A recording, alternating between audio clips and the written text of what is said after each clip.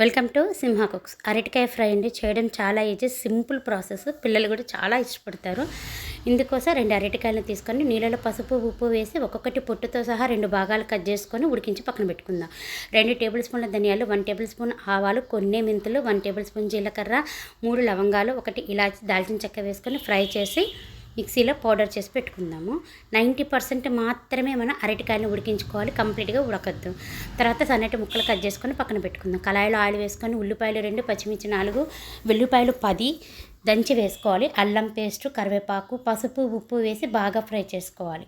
ఇప్పుడు ఇందులో సన్నగా కట్ చేసుకొని ఉడకబెట్టుకున్న అరటికాయ ముక్కలు కూడా వేసేసుకొని బాగా కలుపుకున్న తర్వాత సిమ్లోనే మిగతా 10% అరటికాయ ముక్కలను ఉడికించుకోవాలి. అంటే కంప్లీట్గా ఇప్పుడు అరటికాయ ముక్కలు ఉడికిపోతాయి. తర్వాత కారం, ఇందాక మనం గ్రైండ్ చేసుకున్న గరం మసాలా ఉంది కూడా, అది కూడా వేసుకొని బాగా మిక్స్ చేసేసుకోండి. అంతే, చాలా టేస్టీగా ఉంటుంది, పొడి పొడిగా ఉంటుందండి ఫ్రై కూడా. మీరు కూడా ఒకసారి ట్రై చేయండి. Please subscribe.